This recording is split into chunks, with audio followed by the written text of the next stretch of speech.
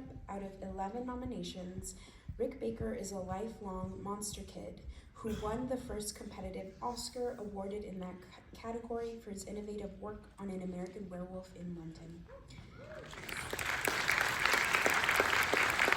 One of several collaborations with director John Landis. His apprenticeship under one of the industry's great makeup artists, Dick Smith, including working as his assistant on The Exorcist, prepared him for a career providing cutting-edge makeup effects in many genres, ranging from comedy to science fiction to horror, with titles including Ed Wood, The Nutty Professor from 1986, and Men in Black. Please help me in welcoming to the stage Rick Baker.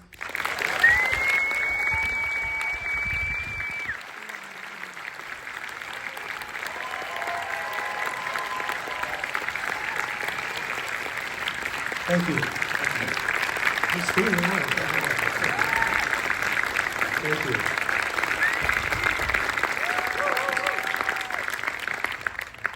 Well, thanks for coming to this screening of Ed Wood. It's a film that I'm proud to have been a part of, along with a whole lot of other really talented people. And that's something I love about the film industry, is that it gives jobs to weirdos like me, you know. And there's so many. A film takes so many different talented people, and I know that, speaking for myself, I couldn't have a regular job. You know, I couldn't survive in an office. My brain doesn't work that way. You know, so I'm very thankful to the film industry for giving me a job and for giving a lot of creative people jobs, and let's hope that it continues that way.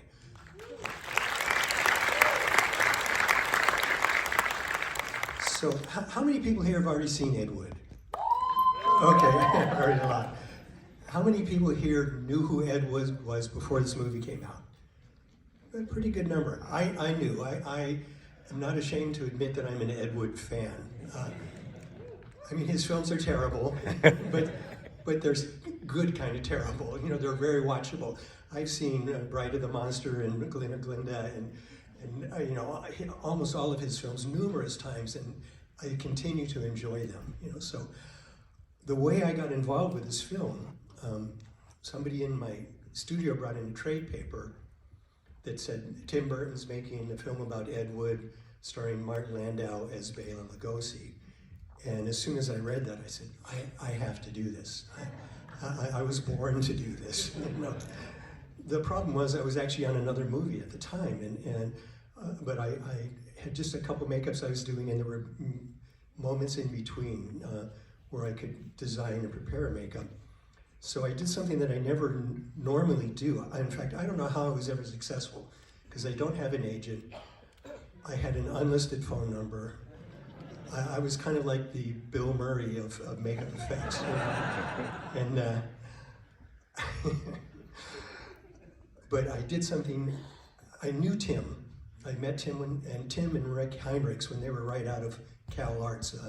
A good friend of mine, Kelly Kimball, who's the daughter of Ward Kimball, one of the 9 old men at Disney, one of the famous animators, said there's these 2 kids that came out of Cal Arts that you really need to meet. And I went to Disney, I met them. I think they were working on Vincent at the time.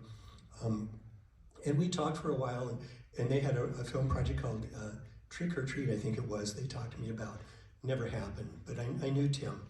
So like when I read that, I went, you know, like I said, I have to do this. I'm a Tim Burton fan, I'm a Bela Lugosi fan, I'm a Martin Landau fan. I mean, Martin was the makeup guy played the makeup guy in Mission Impossible.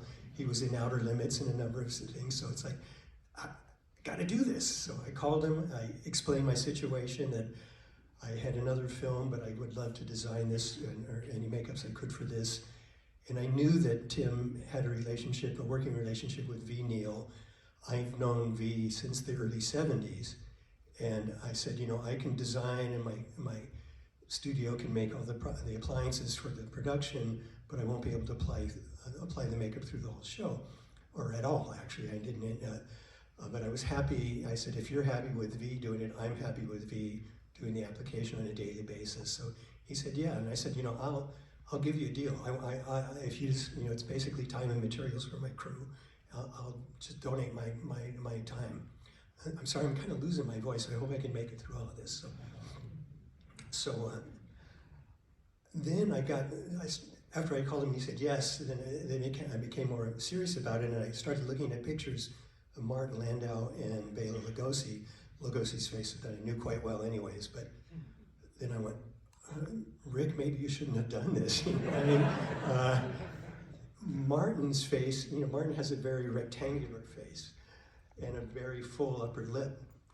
Bela had a very round face, and he has a very thin upper lip, but a big distance between his nose and his thin upper lip. And I just went, I don't really know if I can do this. And I mean, the likenesses are impossible anyways, and doing a likeness on somebody else's face is very difficult. And like I said, I was stressing out about this, and then I got the script by Scott and Larry, whatever the fuck their last name is. It'll be on the credits. I mean, I always knew them as Scott and Larry, and I didn't know which one was which. So it's always Scott and Larry, and most of the time they were together. But recently, I was actually at an Academy event, and Larry was there. And I asked him which one he was, so he gave me a way to remember it. The black eye healed in a few weeks. But the script was great. I couldn't believe how great the script was, and how real and how human Ed Wood and Bela were in the script. And I really said to myself that this needs to be a less is more makeup. I didn't want Bela to be a rubber face in this film, and that made it even more difficult.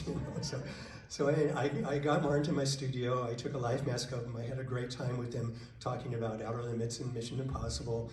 And when I got his cast done, as I normally do, I painted it the color of the plasticine that I use, and set it up on a sculpture stand, and next to it I had a cast of Bela Lugosi that Clay Campbell took for a film called Return of the Vampire, where he made a wax head with a plaster skull, and there was a melting effect in the film, which unfortunately they cut away to a reaction. In the coolest part of the melting isn't in there. I don't know if I wish somebody had that footage. I'd love to see the whole effect. But anyways, I had those two life masks, and again I was questioning.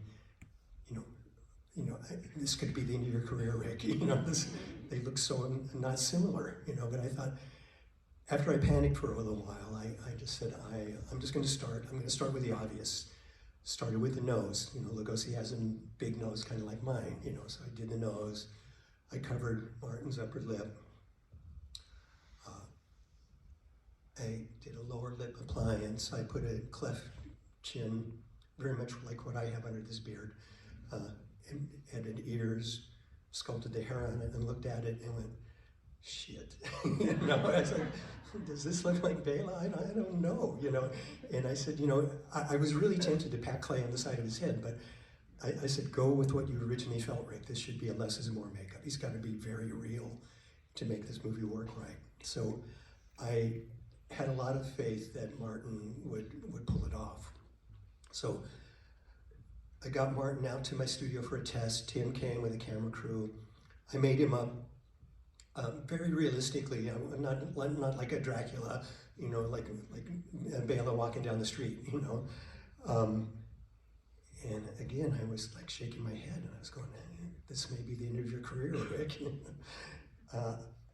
He went out, Tim looked at it, and we were both kind of looking at each other and going, I don't know, is this going to work? And we were looking at a color monitor, and we both kind of said, we're so used to seeing Bela in black and white, so let's turn off the saturation of it, and then it looked better, but it was, of the makeup test, Martin wasn't really, prepared to do the role. He was just there for me to look at the thing in front of the camera, the makeup's in front of the camera.